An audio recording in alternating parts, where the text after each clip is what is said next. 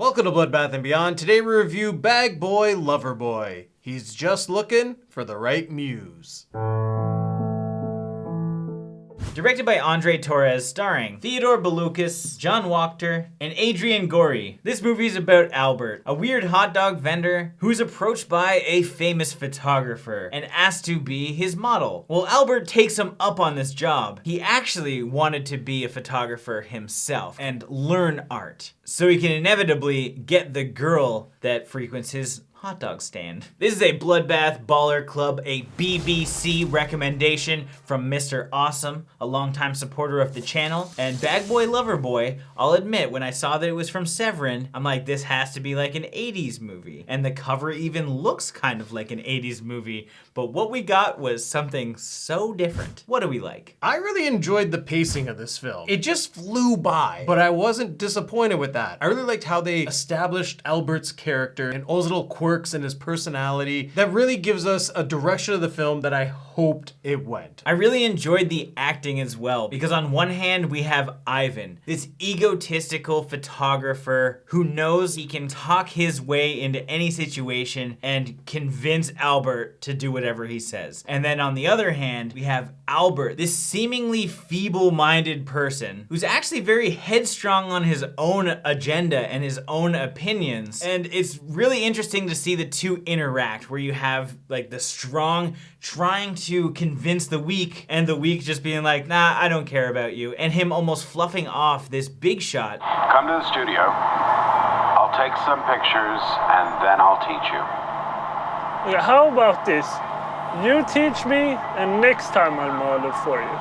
And in that, you can kind of see where Albert's illusions of grandeur kind of take over a little bit as he becomes this photographer. Okay, I need you to stand closer together.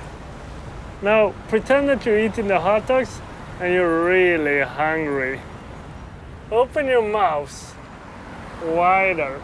When you have a film like this, you're waiting for the worst to possibly happen. And as you're watching Albert's character think he's becoming a photographer, you're just like, is this the moment? Is this the model that everything's gonna go wrong? And sometimes it does, sometimes it doesn't. And a way that it keeps with the realism and keeps the audience kind of like more engaged with the characters is the fact that the cinematography holds shots longer or shows things you wouldn't normally see in a movie. I think a very basic example is Albert talking to his muse, Lexi, when he just says, but I gotta go to the bathroom first. Could you just watch the hot dog stand for me? And usually in movies, you're like, oh, he's gonna go do something devious, something weird's gonna happen. And then the camera kind of goes to a wide shot of him taking a piss. And I know that sounds like something weird to even mention, but the fact that it even shows that, it helps build Albert's character, because you don't really quite know what's going on in his head, because, you know, you have expectations. The filmmakers obviously knew you had expectations, and maybe he's not thinking 2 steps ahead like some people might think he is.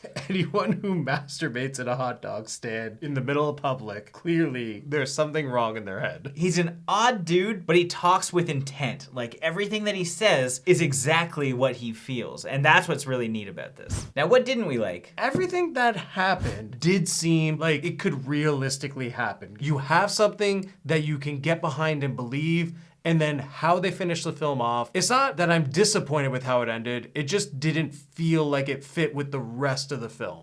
I was gonna say the exact same thing. I don't know exactly what aspect of the ending John's alluding to, but there are aspects of the film that I thought were like, wait, what? In every other situation, it's trying to be so realistic, and then a decision is made, and then you're like, there's no way that that decision should have been made. Very cryptic. I get it. Well, we're not going to talk about the exact ending of the movie. I don't know if this is a dislike or not. I think there was an artistic flair that could have been added that would have really amplified the whole experience. Because this is about like art and photography and stuff, I didn't feel like the lighting and everything was as sharp as you would expect. I almost would have liked to seen this same story with Refn's flair to it, like a Neon Demon style with sharp colors. But at the same point, this movie felt natural, so maybe that's why they didn't go for like harsher lighting and stuff. But in the studio settings, at least, it could have been a lot cooler, especially when Albert revisits the studio. It just seems very cheap. I completely agree. Given that it's more of a thriller with an artistic background to it, I just felt that everything was washed out. Exactly, and that's not to knock the actual cinematography, but in any case, they definitely could have had some like better lighting, I think. Especially when you have characters like Albert and Ivan, and they're making that contrast of like, Ivan is at the top of his game, flying to Milan to do $25,000 shoots, and Albert selling hot dogs that he dropped on the floor because he's an asshole. You look at his apartment, it's basically like a cement cell with nothing on his walls other than porn. And to contrast Albert's characters with Ivan's, his studio needed to feel more luxurious, I guess, is what we're getting at. It needed some prestige to it. If he's to be this big, powerful figure of New York, it should be presented that way. But the closest that we got to an accent lighting was a blinking girls, girls, girls sign in the background. Now it's time for our final thoughts and ratings. This movie was way different than I thought it would be, but it was a great character piece. It's got a very small cast, but you really enjoy the characters because the performances are really, really well done. And they feel real. Like Ivan trying to convince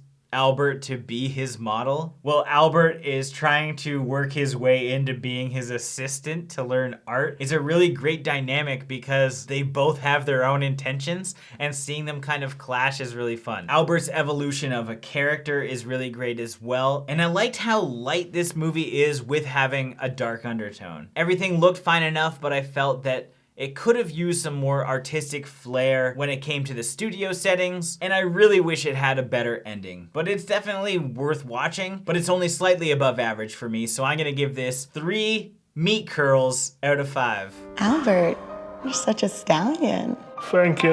I really enjoyed this film. Going into it, I was just kind of waiting for that moment where something big is going to happen. The next thing I know, I'm 50 minutes into the film and it doesn't even feel like it. It's just very well paced. We have great characters. Albert is just enjoyable. He's someone who you're gonna love to watch develop and see how his character grows. And the things that he does, some of them you're gonna laugh out loud, and other things you're gonna feel for. He's definitely a character you can get behind. However, I didn't like the overall look of the film. I thought there was certain areas they could have improved on. It was still okay, and I did enjoy the cinematography, but I think its weakest aspect is definitely the lighting. And also the ending. I wasn't a fan of the ending. I thought it could have been a little more realistic, given that everything we've seen up to this moment is plausible. So with that being said, I'm gonna give this film 4 breakdancing queens out of 5. As always, thank you for watching. Like this video and comment below with your thoughts on the film if you've seen it. If you haven't and you do want to check it out,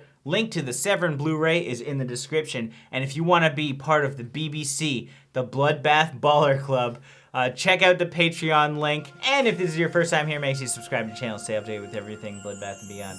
I'm kind of drunk. I'm like slurring, I think.